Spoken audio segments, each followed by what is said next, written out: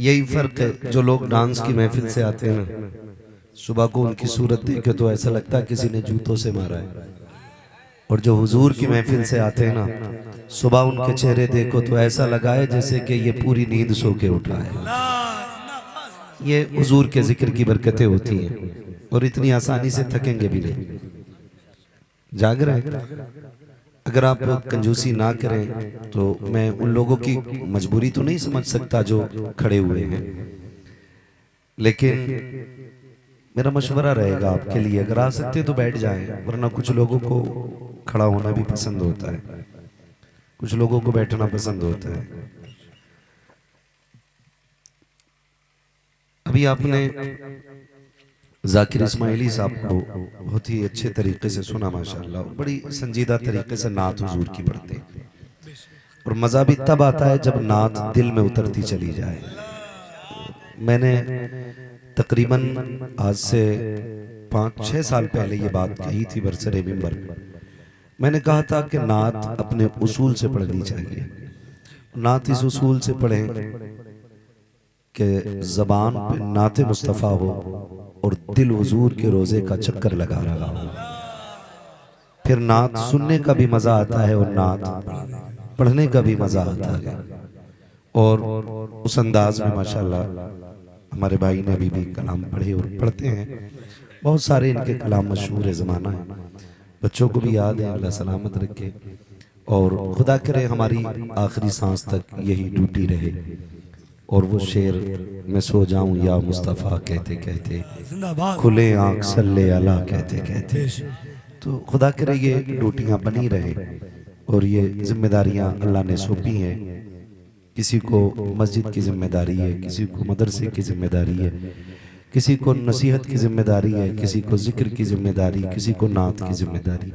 ये सारी ड्यूटियाँ अल्लाह लगाता है। हमारा इसमें कुछ नहीं है। अगर जाकिर भाई ये कहें, मैं कहूँ, शान मोहम्मद भाई कहें, मैंने मेहनत से हासिल किया है, तो मेहनत हमसे ज़्यादा तो ईंटों पे भट्टे पे ईंटें उठाने वाला बंदा करता है। हमसे ज़्यादा मेहनत तो वो करता है जो सुबह से शाम तक खेत में फावड़ा चलाता है। ये मेहनतों से हासिल होने वाली चीज़ नहीं है, खुदा की कसम ये रब की अता से मिलने वाली चीज़ें हैं। और अब हम यही कहते हैं, जब तक बिके न थे तो कोई पूछता न था, तुमने खरीद कर हमें अनमोल कर दिया। तो ये ड्यूटियाँ अल्लाह लगाता है। आज शुक्र है भाई कमालुद्दीन साहब, हकीमुद्दीन साहब, इनके बेटे हाफिज कुरान बने, और मैं कहता हूं कि आपके इस इलाके के बहुत बड़े अमीरों में एक अमीर का नाम और जुड़ गया है।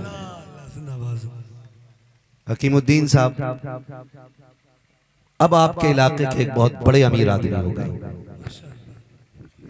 इसलिए कि रब ने इनके बेटे को कुरान का हाफिज बना दिया है। अमीर वो नहीं होता है जिसके पास करोड़ों होते हैं, अमीर वो नहीं होता जिसके पास अरबों होते हैं, अमीर वो नहीं होता जिसके पास खरबों की दौलत है।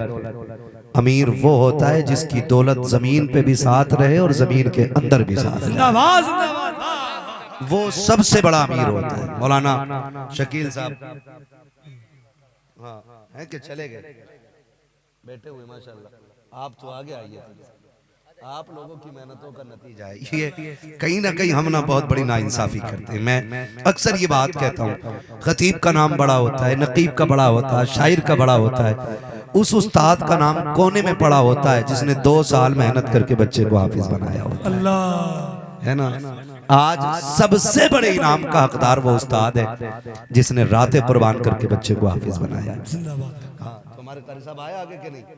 अरे भाई आ गया भाई हुजूर, मैं भी तो आपसे कह रहा हूँ तशरीफ ले आए। अच्छा कोई मसला चले। तो मौलाना शकील साहब क़िबला माशाल्लाह, इन्हीं की सरपरस्ती में हमारे हकीमुद्दीन भाई, इनका बेटा हाफिज कुरान बना। हाफिज जी का नाम क्या है? शरीफुद्दीन। किधर है? अच्छा वो मेहमानों की तरफ है।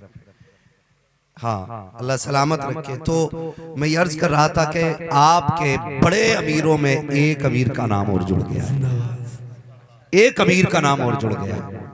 कई बार लोग बातें करते हैं ना कि यार बड़ा आदमी है, क्यों कि 200 गज जमीन जोड़ के गया रोड पे, 50 दुकानें मार्केट में हैं, 4 भट्टे हैं, 3 फैक्ट्रियां हैं, लेकिन पीछे बस यही छोड़ा है।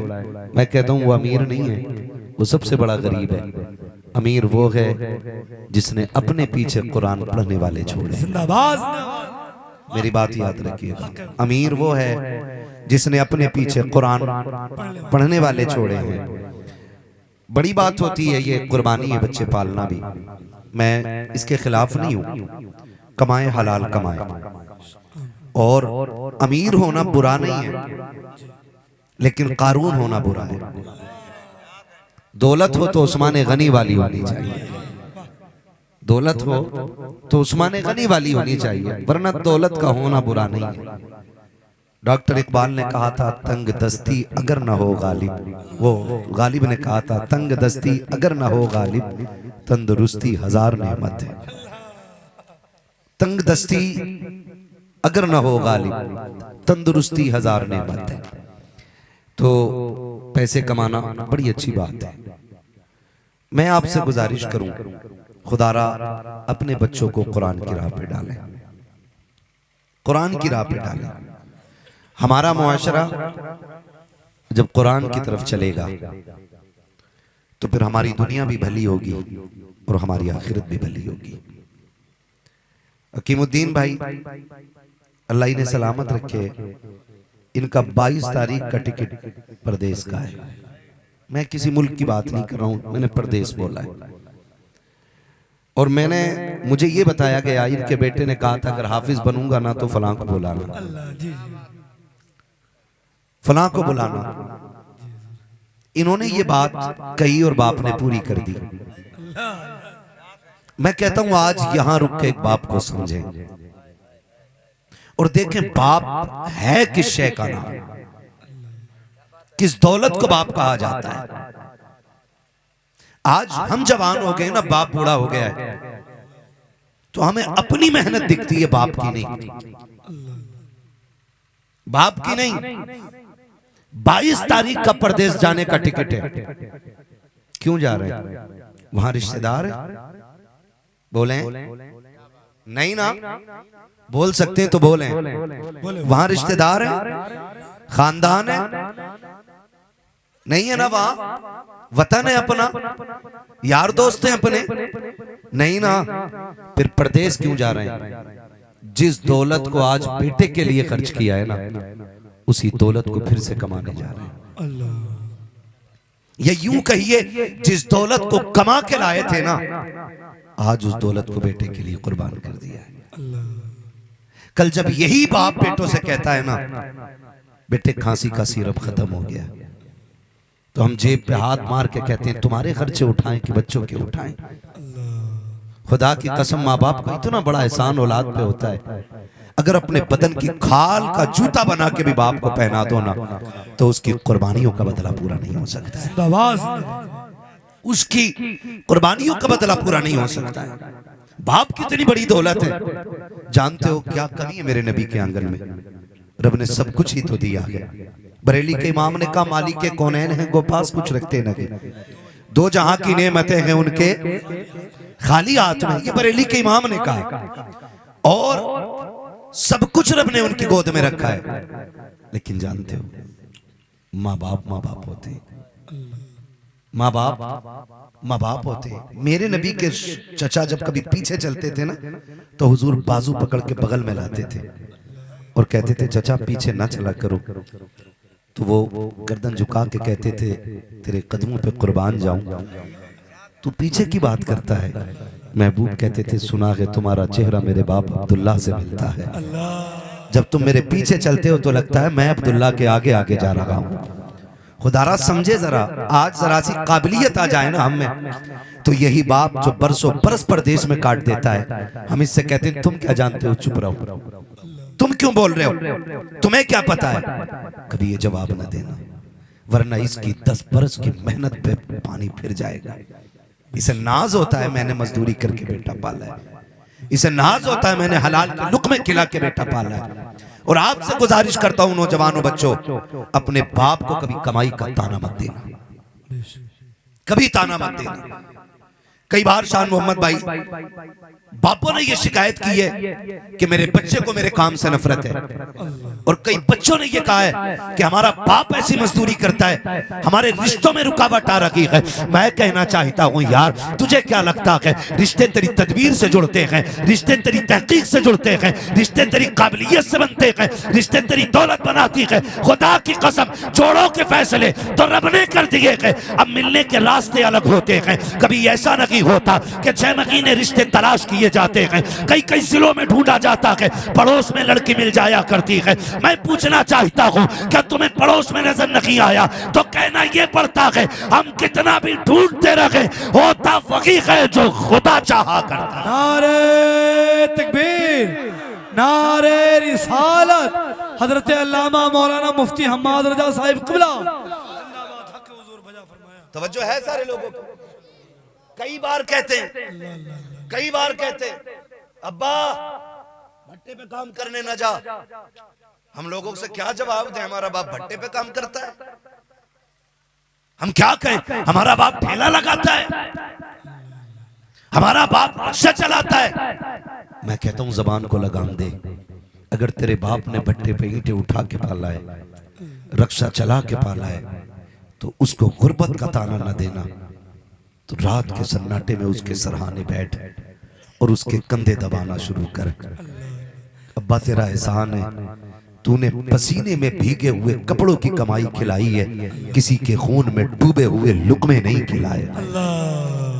एहसान है उसका कि तुम्हें हलाल के लुकमे खिलाने में उसने ईंटें ढोई हैं, उसने मजदूरियां की हैं, उसने लोगों के ताने सहे हैं, उसने लोगों की गालियां खा के तुम्हें हलाल के लुकमे खिलाए हैं। आज तुम्हें उसके रिश्ते पे शर्म आती है? आज तुम्हें वो गरीब बाप बोझ लगता है? आज तुम्हें उसे बाप कहने में शर्म आती है? कलेजा तो तब फटा जब एक बाप ने रोते रोते कहा था, मौलाना उस बेटे के लिए क्या हुक्म है जिसने अपने बच्चे की शादी पे बाप को घर से बाहर भेज दिया हो। ये मैं कोई अखबार आपको नहीं सुना रहा हूँ, लोग मुझसे हवाले मांगते, मैं कहता हूँ हर एक का सीना चीर के देखो। खुदा की कसम समाज में गम फैला हुआ है। ये जो महफिल में उतरे हुए चेहरे हैं, ये तुम्हें नहीं बताते हैं कि इन चेहरों के पीछे कितने छुपे हुए गम है, कितने दुखों का इलाज ढूंढने आए हैं ये लोग। कभी देखो तो सही तन्हाई में, कभी गरीबों को वक्त दिया करो, कभी कमजोरों की सुना करो। एक का एक दर्द भरा लहजा मिलता है। उसने आकर के जब कहा था, मेरे रोंगटा खड़ा हो गया। मैंने कहा बाबा कहना क्या चाहता है? उसने कहा मेरा बेटा MBBS है। कल उसके बेटे की सगाई थी, रिश्ते वाले आ रहे थे या कोई फंक्शन कोई दावत थी। का उसने मुझसे कहा था अब्बा आज जरा घर मत आना क्योंकि आज VIP लोग आ रहे हैं, जरा तारुफ कराते हुए मुझे गैरत आएगी। उसने रोते रोते कहा था मौलाना तुम्हें क्या बताऊं, जब इस बच्चे की फीस की बारी आई थी मैंने नए जूते नहीं खरीदे थे, इस बेटे की फीस भरी थी। जब फीस की जरूरत पड़ी थी मैंने शौक को कुर्बान किया था, तब जाके इसकी जेब पे कलम लगा के जब मैंने इसकी जरूरतें पूरी की है तब जाके इस मकाम पे पहुंचा के। मैं कहता हूँ गैरत कर, कभी बाप को उससे जुदा न करना। अगर तेरी जेब पे कलम लगा के और बाप फटे कपड़े पहनता है उसे धक्का दे के ना निकाल, बल्कि जब VIP लोग आए तो उनमें सबसे पहली कुर्सी अपने बाप की डाल और सबको ये बता, सुनो ये वो बादशाह है जिसकी उंगली पकड़ के रब ने मुझे इस मकाम तक पहुंचाया। नारे तकबीर, नारे रिसालत, मसलके आला हजरत, अज़मते वालिदैन, बरकते वालिदैन। जिंदाबाद मुफ्ती साहब, बहुत जवाब नहीं माशाल्लाह। क्या कहें? क्यों कहते हो ऐसे? मैं खुदा की कसम खा के कहता हूं, मैं फिर कह रहा हूं और अक्सर कहता हूं, नौजवान कह देते हैं कि अब्बा मुझसे प्यार नहीं करता। गलत सोचते हो। मेरे सामने बच्चे भी बैठे, बूढ़े बैठे, मेरे लाल समझना मेरी बात। हम जो ये फैसला करते हैं ना हमारा बाप प्यार कम करता माँ ज्यादा करती है, इसकी वजह सिर्फ ये होती है कि माँ जल्दी रो देती है और बाप जल्दी रोता नहीं है। ये देख के हम कहते हैं कि मेरी माँ ज्यादा प्यार करती है, लेकिन खुदा की कसम अगर बाप जल्दी रोता नहीं है ना तो जा मेरी बात याद रख, जिस दिन तू रात को 10 बजे तक काम से वापस ना आए, अगर माँ बेकरार रहती है तो बिस्तर पे चैन से बाप भी नहीं लेटा करता है। बाप भी नहीं लेटा करता, हम रातों के मुसाफिर हैं।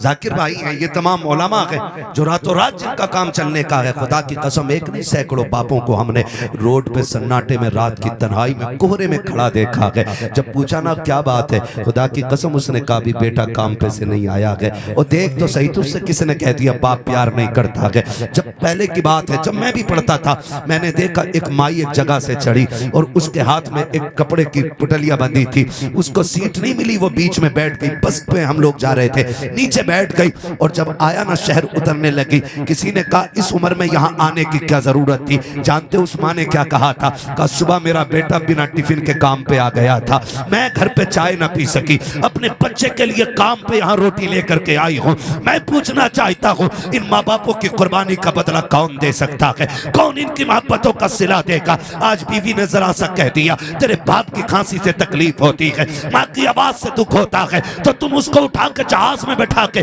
आसमानों पे ले जाते हो और बूढ़े माँ बाप को पलट करके नहीं देखते हो। देखो मेरे हाथ जुड़े, तुम्हें खुदा का वास्ता, माँ बाप से बड़ी दौलत तुम्हें कोई नहीं मिल सकती है, ना इनसे ज्यादा तुम्हें कोई प्यार कर सकता है, ना इनसे ज्यादा कोई तुम्हें चाह सकता है। हाँ हाँ, हम दुनिया जानती है, जब भी कहीं जाते हैं इंसान खुद से बेहतर हमें खिलाता है, अपने से अच्छी जगह लेटाया करता है। पूछो जाकिर इस्माइली साहब से, बताओ कहाँ पलकों पे नहीं रखा जाता। लेकिन अल्लाह की इज्जत की कसम, जब कभी माँ से बात होती है उसका पहला जुमला होता है बेटे तूने खाया कि नहीं खाया है, कहीं तू भूखा तो नहीं है। मैं पूछना चाहता हूँ ये प्यार तुम्हें कौन देगा, ये मोहब्बतें कौन ला के दिखाएगा? किससे कह देते हो तुम कि तेरे चेहरे से नफरत है? किसका नाम लेके कहते हो कि तुझे देखना नहीं चाहता? और तुम्हें खुदा का वास्ता इन जातों की इज्जत कर लो। दुनिया खा के एहसान मानती है, ये बिन खाए तेरा एहसान माना करते हैं। मौलवी 500 रुपए लेता है, पीर 50,000 लेता है, तब जाके तुझे निजात की दुआ देता है। ये बूढ़े माँ बाप होते हैं, जब रात को कमर की हड्डी दर्द करती है या कूले दर्द करते हैं या टांगों में ऐंठन होती है, माँ बाप की आंख खुल जाती है। रात के सन्नाटे में कभी अपनी सेहत नहीं मांगी, कभी लंबी जिंदगी नहीं मांगी, कभी रिस्क की बरकत नहीं मांगी। हाथ उठे तो कहा अल्लाह मेरी खैर है, मेरे बेटे को सलामत रखना है, मेरे लाल को सलामत रखना है। सुनो, पैसे लेकर के दुनिया दुआ देती है, बगैर लालच के जो दुआएं देते हैं उन्हीं जातों को माँ बाप की जात कहा जाता है। नारे तकबीर, नारे रिसालत, मसलके आला हजरत, अजमते वालिदैन। वो खुदारा इनकी इज्जत करेंगे हम, इनकी कदर करेंगे हम। आज इस दौर में सबसे ज्यादा मजलूम जात माँ बाप की जात है। मुझे कुछ नहीं आता, मैं कुछ भी नहीं हूं, मेरी कोई औकात नहीं, बस इतनी सी हकीकत है। मैंने पहले ही कहा तेरे टुकड़ों पे पले गैर की ठोकर पे न डाल, झड़कियां कहां छोड़ के सदका तेरा। माँ बाप बड़ी दौलत होते, बड़ी दौलत होते। ये प्रदेश काटने वाले लोग अल्लाह इन्हें सलामत रखे, अल्लाह बरकतें दे। और मैं उन बेटों के लिए तन्हाई में भी दुआएं निकलती हैं जो बाप की जिम्मेदारी संभालने के लिए वतन छोड़ देते हैं। बड़ी दुआएं निकलती हैं उनके लिए भी। आसान नहीं होता वतन छोड़ना, मुश्किल होता है। हम लोग परदेसी लोग हैं, हमसे पूछो खुदा की कसम हजार ऐश है, हजार आराम है, किसी चीज की कोई तकलीफ नहीं है। लेकिन जब कभी बेटी या बच्चों का फोन आता है ना तो दिल करता है सब कुछ छोड़े उड़ के घर चले जाएं।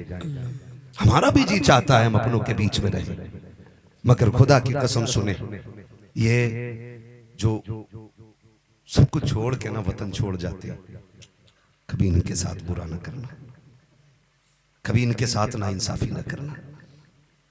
परदेश कितनी भी अच्छी जगह है ना तो है परदेश, परदेश है। मुझसे किसी ने कहा कि 22 तारीख को जाएंगे और फिर कम से कम 2-3 साल का सफर है। तो मैं सोचने लग गया, या अल्लाह ये जिगर बाप के सिवा और किसका हो सकता है? ये जिगर बाप के सिवा और किसका हो सकता है? क्यों ये वतन छोड़ रहे हैं? क्या इन्हें माँ प्यारी नहीं? क्या इन्हें बाप प्यारा नहीं? क्या इन्हें अपनी फैमिली प्यारी नहीं? ओ यार खुदा की कसम, जिस आंगन में बकरे 4 दिन बंध जाते हैं उन जानवरों को आंगन अच्छा लगने लगता है, तो फिर वो इंसान जिसकी जिंदगी जिस आंगन पे गुजर गई हो फिर वो उस वतन को छोड़े तो कितना मुश्किल होगा, कितना मुश्किल होगा, लेकिन फिर भी ये वतन छोड़ जाते हैं। क्यों? हमारी दुख में कट जाए मगर हमारी औलाद की सुख में कटनी चाहिए। सिर्फ इसलिए कि हमारी औलाद की सुख में कटनी चाहिए, इसलिए जिंदगी काट दी पूरी परदेश में। और फिर भी बच्चे अगर ये कहें अब्बा तुमने हमारे लिए किया क्या है, तो इस बाप को हार्ट अटैक नहीं आएगा तो क्या होगा? बताओ, इस बाप को हार्ट अटैक नहीं होगा तो क्या होगा? लोग कहते हैं कि नहीं 50 साल हो गए तो खून गाढ़ा पड़ गया था। वो भाई, इसका खून तो आखिरी सांस तक गाढ़ा नहीं पड़ सकता, इसलिए कि इसने ईंटें उठा के मजदूरी इतनी गाढ़ी की है। नहीं पड़ सकता आखिरी सांस तक खून गाढ़ा। लेकिन फिर भी क्यों ये खून गाढ़ा नहीं पड़ा? जब अपने ही बच्चे अपने बाप से कहते हैं कि तुम्हें देखें या औलाद को देखें, तब उसे अपनी कुर्बानियां रुला देती हैं। एक सेकंड के लिए पूरे बदन का खून रुक जाता है, फिर जब दूसरे सेकंड में खून तोड़ना चाहता है ना, तो कहीं ना कहीं खून में गांठ बन जाती है, और वो चलते चलते जब दिल की नस को आके ब्लॉक करती है, तो तेरा अकड़ना उस बाप की मौत का सबब बन जाता है। तुम कहते हो बुढ़ापे ने मार दिया, बुढ़ापे ने नहीं, बाप को तो बेटे के तानों ने मार दिया है। बेटे के तानों ने मार दिया है। आज एक बाप की कुर्बानी आप देख रहे हैं, एक बाप की। और मैं मुबारकबाद पेश करता हूं भाई कि अल्लाह ने एक बेटा दिया है, वो भी हुजूर के दीन के नाम कर दिया है। ये भी बड़ी बात। बेटा एक ही है और गालिबन एक बेटी है, ऐसे ही है ना? सही बोल रहा हूं मैं? एक बेटा है और एक बेटी है। अल्लाह बेटियों के नसीब अच्छे करे, ये भी बड़ा मुश्किल मसला है। बेटियों के नसीब अल्लाह अच्छे करे। और बेटा एक ही है और वो भी दीन के नाम कर दिया है, वो भी दीन के नाम कर दिया। इसीलिए मैंने कहा था आपके इलाके में एक और अमीर की इजाफा हो गया, एक और अमीर बढ़ गया है, तो उसने बेटे को कुरान का हाफिज बना लिया। ये बड़ी जरूरी चीजें होती हैं, इसे समझने की कोशिश करें। हम अगर मुकम्मल तरीके से दीन में आ जाएंगे ना, तो किसी की माँ ने दूध नहीं पिलाया है, बिल्डिंग है तो क्या कोई हमारे छप्परों की तरफ भी देख सके। लेकिन कमी ये हो गई है कि हम मुकम्मल तरीके से मुसलमान भी ना हो सके, मुसलमान भी ना हो सके। मैं आपको मुबारकबाद पेश करता हूँ, इतनी रात को आप बैठे हुए हो, यकीनन ये अच्छी माओं की परवरिश का नतीजा है, जिसने दूध ही हुजूर के दीन के लिए पिलाया गया। और आप बिस्तर छोड़ के हुजूर की महफिल में बैठे हो, बड़ी बात है। आखिरत की भी तैयारी कर लेना, ये बहुत ज्यादा जरूरी है। जिंदगानी आमतौर पे 60 और 70 साल है आमतौर पे। कोई जी जाए 120 साल तो वो उसके लिए यूं कहिए बोनस।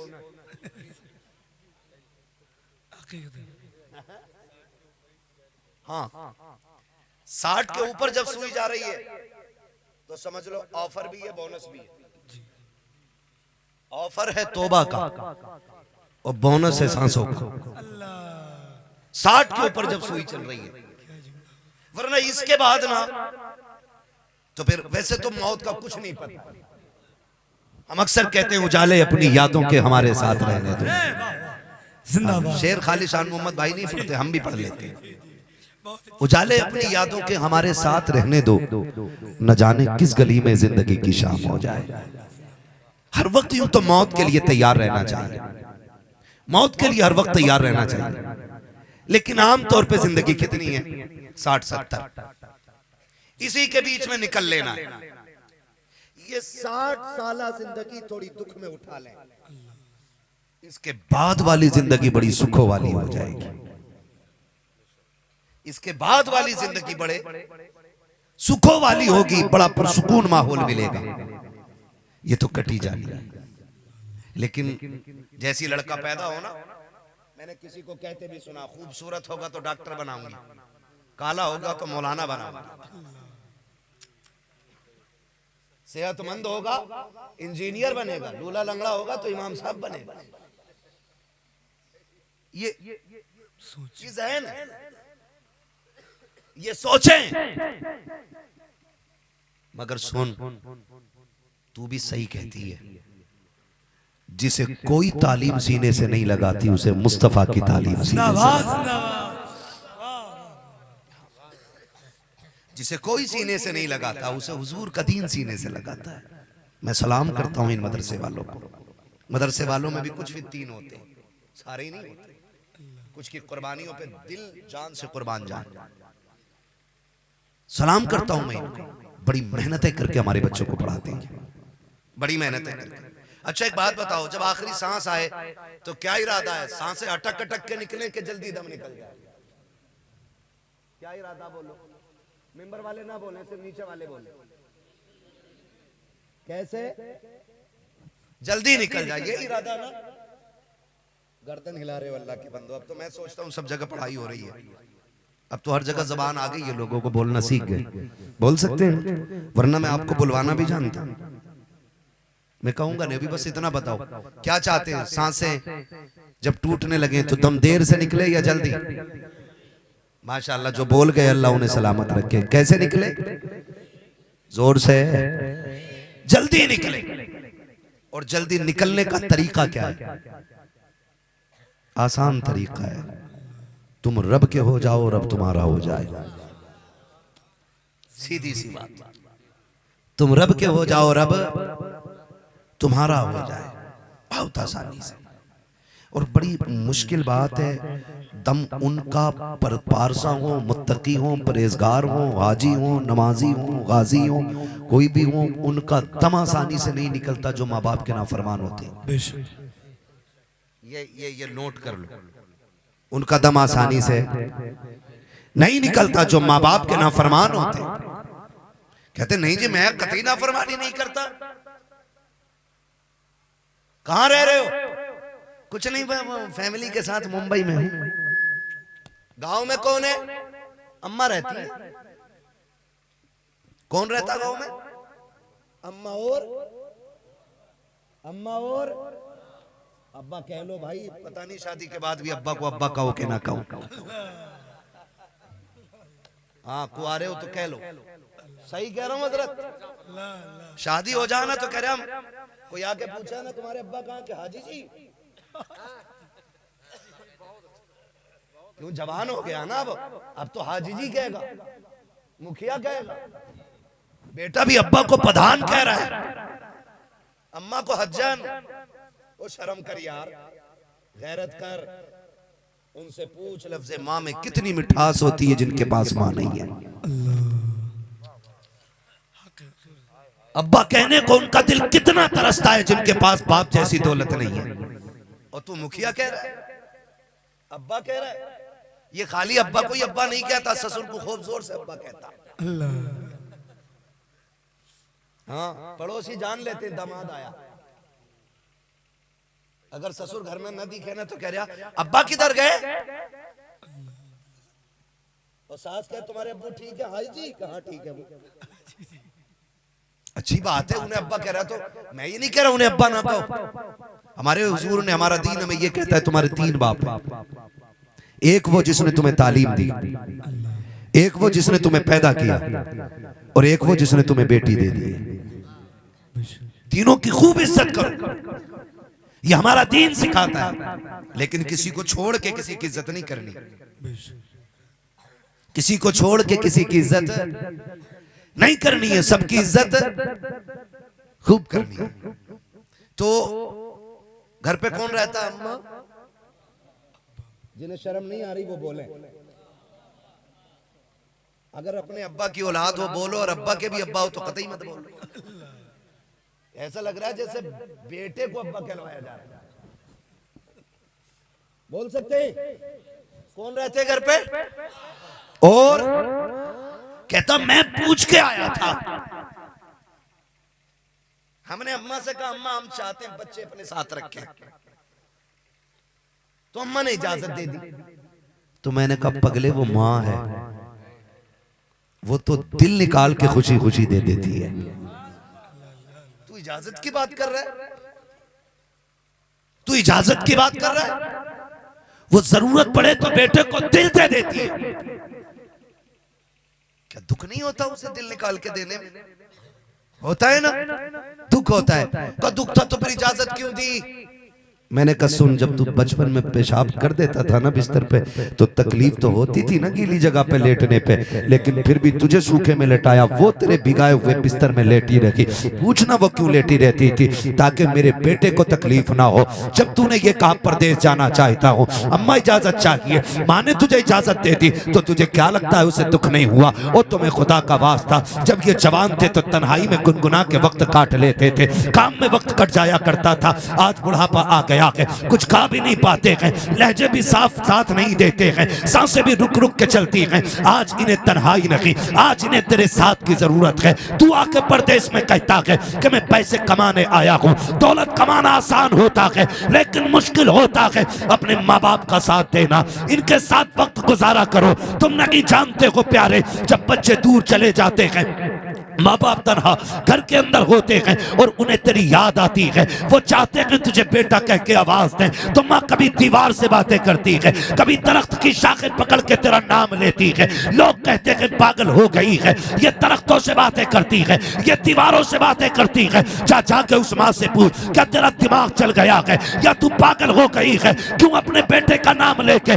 तू दीवार से बातें करती है? तो वो रात के सन्नाटे में उठ के तेरा नाम लेने वाली माँ कहेगी, तुम्हें क्या पता है बचपन में जब गुड्डू कह के आवाज देती थी कलेजा ठंडा होता था, जब पप्पू कह के आवाज देती थी तसल्ली हो जाया करती थी। उसके बगैर जीने का तसव्वुर नहीं किया, उसके बगैर रहने की आदत नहीं डाली। आज 6 महीने हो गए हैं, उसका फोन तक नहीं आया है। जी चाहता कि उससे बात करो, मगर उसका फोन तक नहीं आता। बताओ मौलवी करूं क्या? जब वो नहीं आया, उसका नाम लेके दीवारों से बातें करती हो। कम से कम नाम जबान पे आ जाए, कलेजे को ठंडक मिल जाती है। ओ खुदा का वास्ता, पैसे कमाओ, खूब कमाओ, तुम्हारी मर्जी है, लेकिन माँ के कदमों से दूर रह के नहीं, माँ के कदमों में रह कर के पैसे कमाने के आदि। नारे तकबीर, नारे रिसालत, मसलके आला हजरत, अजमते वालिदैन, बरकते वालिदैन, कदमे वालिदैन,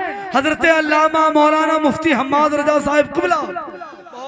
हमारे यहाँ पीर परस्ती इतनी हो गई है, पीर परस्ती इतनी हो गई है, हाथ चूम के कह रहे हम कतई जन्नती के हाथ थे। और इसकी पहचान पता है क्या कह रहा? निरे रुई जैसे हाथ है, इसलिए जन्नती के हाथ है। सुन भाई, 24 घंटे अपने अब्बा को एसी में रख, उनके भी हाथ देखेगा ना तो फिर रुई जैसे हो जाएंगे। हैं? पीर के हाथों में जन्नत दिखाई दी, बाप के पैरों के तलवों में पड़ी हुई ठेठों को तुमने झांक के नहीं देखा?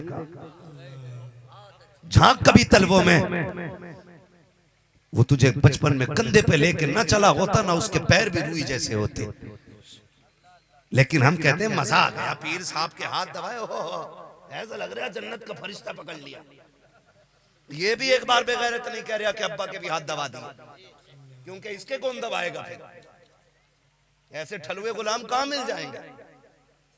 मैं आपसे गुजारिश करता हूं, वो पीर जो तुम्हें माँ बाप से दूर रखे, उससे खुद ब खुद दूर हो जाओ, दूर हो जाओ। कोई पीर तुम्हें माँ बाप के बगैर जन्नत नहीं दे सकता है, ये लिख लेना। कोई भी पीर तुम्हें माँ बाप के बगैर जन्नत नहीं दे सकता। लग रहा होगा ना मैं पीर रखला, मेरे पीर साहब, मैं किसी के पीर को नहीं कह रहा हूं, जिसका भी पीर माँ बाप से दूर रखे, हलाल कमाई से दूर रखे, ऐसे पीरों को छोड़ दो, वरना नस्लें बर्बाद हो जाएंगी। हमारा भी एक पीर है, दुनिया ताज शरिया कहती है। हाँ, हम बुखारी शरीफ जब पढ़ते थे, हजरत के पास लोग मिलने आते थे ना, मुसाफा सरकार फरमाते थे ताज शरिया, और उसके बाद कहते थे यूसुफ भाई वगैरह से, आशिक भाई वगैरह से, कहते थे लोग गए के हैं, कहते हजरत अभी यहीं खड़े, तो गुस्से में कहते थे यहाँ क्या कर रहे हो, क्या देख रहे हो, ये कोई कश्मीर की वादी है? ऐसे बोलते थे, ये कोई कश्मीर की वादी है जो यहां तमाशा देखने खड़े हो? फरमाते थे जाओ अपने बच्चों के लिए हलाल रोजी तलाश करो। अगर मेरे पास रहोगे तो बच्चों के लिए हलाल रोजी कहां से लाओ? ये नजरिए लाओ। तो आज बीजेपी की तरह 50-50 रुपए में मुरीदों से भीड़ लगवाई जाती है। हाँ, आगे पीछे गाड़ी लगा दो, आका आ रहे हैं, इस आका से पूछ गारंटी हो गई तेरी जन्नत की।